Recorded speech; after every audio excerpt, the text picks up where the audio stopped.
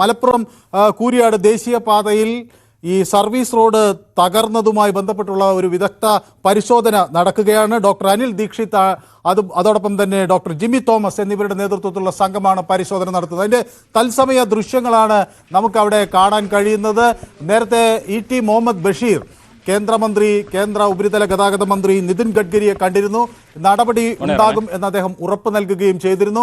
ഏതായാലും ഇപ്പോൾ അവിടെ വിദഗ്ധ സംഘത്തിന്റെ പരിശോധന നടക്കുകയാണ്. CB അനുമോദ് എനിക്കൊപ്പം അവിടെ നിന്ന് ചേരുന്നുണ്ട്. അനുമോദ്, ഈ സംഘം എത്ര നേരമായി പരിശോധന തുടങ്ങിയിട്ട് എന്തൊക്കെയാണ് പ്രാഥമികമായി ആ സ്ഥലത്ത് നിന്ന് നമുക്ക് മനസ്സിലാക്കാൻ കഴിയുന്നത്?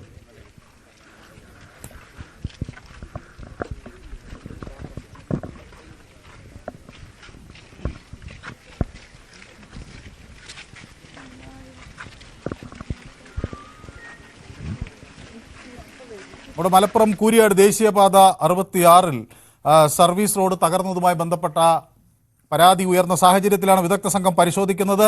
ഡോക്ടർ അനിൽ ദീക്ഷിത് ഉണ്ട്, അതോടൊപ്പം ഡോക്ടർ ജിമ്മി തോമസ് ഉണ്ട് വിദഗ്ധ സംഘത്തിൽ. ഇവരുടെ നേതൃത്വത്തിലാണ് പരിശോധന നടത്തുന്നത്. യെസ്, അനുമോദ് കേൾക്കാമെങ്കിൽ ഇപ്പോൾ പരിശോധന ഏത് ഘട്ടത്തിലെത്തിയിരിക്കുന്നു? എന്താണ് അവിടെ നിന്ന് നൽകാൻ കഴിയുന്ന ഏറ്റവും പുതിയ വിവരം?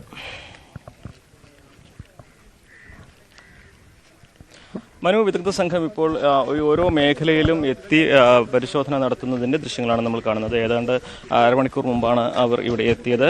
ഈ റോഡിന്റെ ഇടിവ് സംഭവിച്ച ഓരോ ഭാഗത്തും എത്തി ആ മേഖലയിലെ മണ്ണിന്റെ സ്വഭാവവും അതുപോലെ തന്നെ ഇടിഞ്ഞതിന്റെ രീതിയും എല്ലാം വിശദമായി കണ്ട് ഇക്കാര്യങ്ങൾ ചോദിച്ച് മനസ്സിലാക്കി.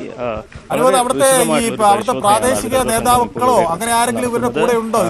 ഇതിന്റെ ഒരു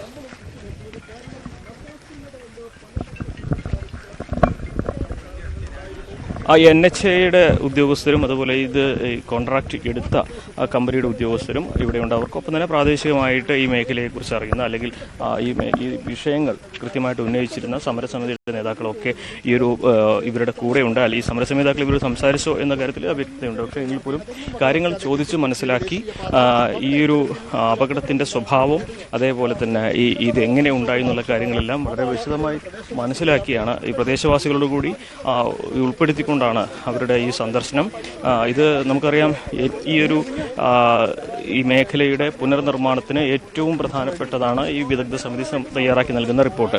ഇതിന്റെ അടിസ്ഥാനത്തിൽ വേണം ഏതെല്ലാം മേഖലകളിൽ എങ്ങനെയെല്ലാം മാറ്റങ്ങൾ വരുത്തണം, പൂർണ്ണമായിട്ടും ഈ ഒരു രീതി മാറ്റം വരുത്തേണ്ടതുണ്ടോ, എത്ര സമയമെടുക്കും എന്നുള്ള കാര്യങ്ങളിലെല്ലാം തന്നെ സർക്കാരിന് തീരുമാനമെടുക്കണമെങ്കിൽ, ദേശീയപാത അതോറിറ്റിക്ക് തീരുമാനമെടുക്കണമെങ്കിൽ ഇവരുടെ റിപ്പോർട്ട് ലഭ്യമാകേണ്ടത്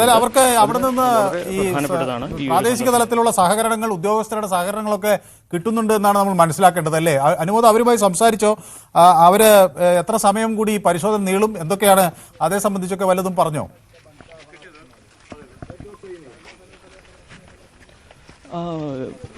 ഇപ്പോൾ ഈ ഒരു ബൈപ്പാസിൻ്റെ, അതായത് മുകളിൽ പണിഞ്ഞുകൊണ്ടിരിക്കുന്ന ഓവർബ്രിഡ്ജിൻ്റെ ഒരറ്റത്ത് നിന്ന് മറ്റേ അറ്റത്തേക്ക്, അതായത് ഇടയിലാണ് ഏറ്റവും അധികം ഇടിവ് സംഭവിച്ചത്. ആ മേഖല അവർ കണ്ട് ഇപ്പുറത്തേക്ക് എത്തിക്കഴിഞ്ഞിട്ടുണ്ട്.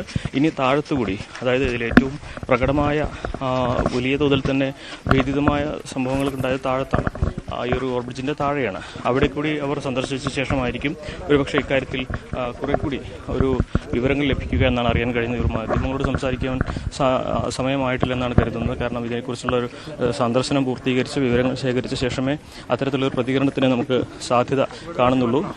ഈ സന്ദർശനത്തിന് ഇവർ തയ്യാറാക്കുന്ന റിപ്പോർട്ടാണ് ഈ റോഡിൻ്റെ ഭാവി, അല്ലെങ്കിൽ ഈ ദേശീയപാതയുടെ ഭാവി തന്നെ നിശ്ചയിക്കുന്നതെന്ന് നമുക്ക് പറയാനാകും. അതുകൊണ്ട് തന്നെ ഒരുപാട് സമയം ഇവരുടെ ഈ ഒരു വിവരശേഖരണം നീളും എന്ന് തന്നെ വേണം കരുതുവാൻ. മനു, അതാണ് CB അനുമോദാണ് അവിടെ നിന്ന് നമുക്ക് വിവരങ്ങൾ നൽകുന്നത്. ദേശീയ പാതയിൽ ഉണ്ടായ ഈ വിള്ളലിനെ, അല്ലെങ്കിൽ സർവീസ് റോഡിൽ ഉണ്ടായ ഈ വിള്ളലിനെ സംബന്ധിച്ച് വിദഗ്ധ സംഘം പരിശോധന നടത്തുകയാണ്. ഡോക്ടർ അനിൽ ദീക്ഷിത്തും ഡോക്ടർ ജിമ്മി തോമസും ആണ് സംഘത്തിൽ ഉള്ളത്.